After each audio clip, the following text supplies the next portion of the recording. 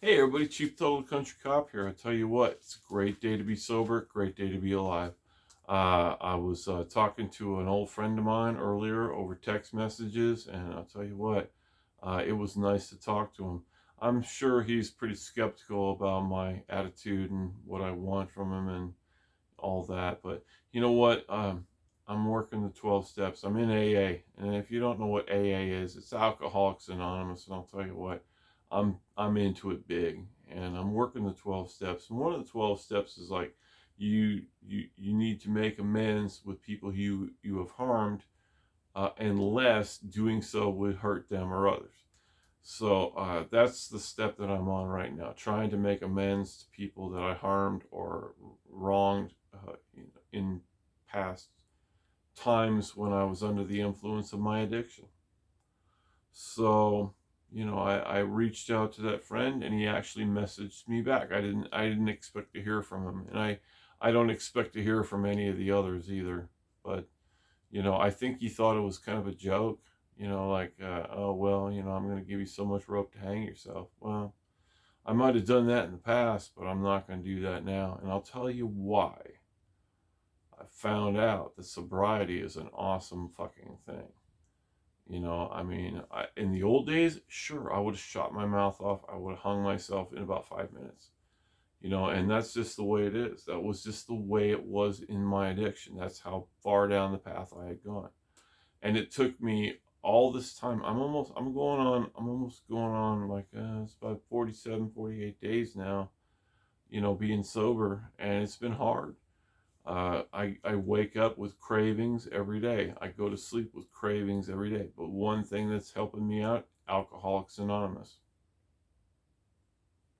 So it's a blessed thing. And the one thing that I know is, even if I never make amends with any of those people again, even if I never are friends with any of those people again, that's fine. That's a them problem, not a me problem. I'm fixing myself, and I'm not stopping. I'm not looking back. I'm not drinking again. Because you know what? The thing is in Alcoholics Anonymous, they tell you you always have another drunk in you. You may not have another recovery. And I've seen a lot of people, just in the time that I've been in AA, I've seen a lot of people die from drinking. I mean, and there's been a lot of famous people who have died from substance abuse. Carrie Fisher, um, you know, uh, Chris Farley, John Belushi. I'm trying to bring up some other names off the top of my head, but there's a lot of people, famous people, that have died because of substance abuse.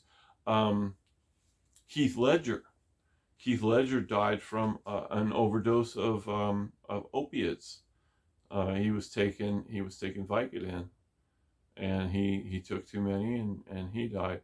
Amy Winehouse, she drank herself to death. There's a lot of people in society that have done that. The addiction just crept up on them and made the kill. You know, I'm not going out that way. I'm not going out that way.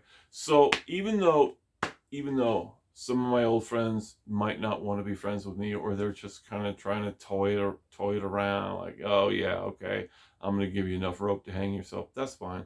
I'm cool with that, because I made my own bed and now I have to sleep in it. And that's the reality of the addiction. When you burn so many bridges, you cannot rebuild those bridges. So, it is what it is. It is what it is. I just wanted to make this video because I reached out to one of my certain friends, and I had a conversation with him, and I think he still thinks that I'm full of shit. But that's okay. I was full of shit. I was full of shit like times 10. But the one thing we have in common is I went to a military academy and he went to a military academy. And for people who have gone to military academies, we understand that there's a discipline, standard that you have to uphold. And when I was drinking, I threw that standard right out the window.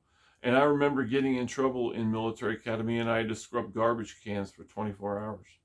Now, I don't know if you remember the old 50-gallon drum garbage cans, but they would get all greasy and nasty. And, if you were on penalty tour, you had to scrub garbage cans for 24 hours. They didn't let you sleep. They didn't let you fucking go home. They didn't let you go to bed.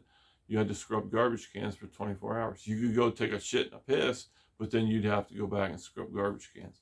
That's the way it was in military academy. And I know my friend understands that because he was in a military academy. And I'm sure he probably had penalty tour too. Everybody gets in the penalty tour. Either you're late to formation, or you didn't get your homework done correctly, or your bed was out of line, or your locker was out of line. It happens. It does. It happens. And when I graduated the military academy, I was a second lieutenant. So, it is what it is. It is what it is. So I wanted to make a shout out to my friend. I'm glad you made contact with me and accepted my apology, and hopefully we can work through this. But if not, that's cool. I'm cool with it. I'm cool with it. So in other words, I'll tell you what, this is Cheap Tuttle the Country Cop, Cheap Tuttle the Country Cop 3, Channel 3. I didn't like Channel 2. I don't know. It had a bad vibe, and I was kind of in that middle point where you're getting off alcohol and your mind is just racing, and now I'm a little bit more stable, a little bit more confident, a little bit more happy. So Cheap Tuttle Country Cop 3, here we are, Channel 3. So hope wherever you are, you're having a great night. It's kind of warm in Ohio today. It's late in the season. Being in September, it's kind of warm. We had a 88-degree day today, so it was kind of warm and humid. But you know what? It's all good. So I hope wherever you are, your family's doing well. I hope you're safe. I hope you're happy. This is Cheap Tuttle the Country Cop. All units, stand by.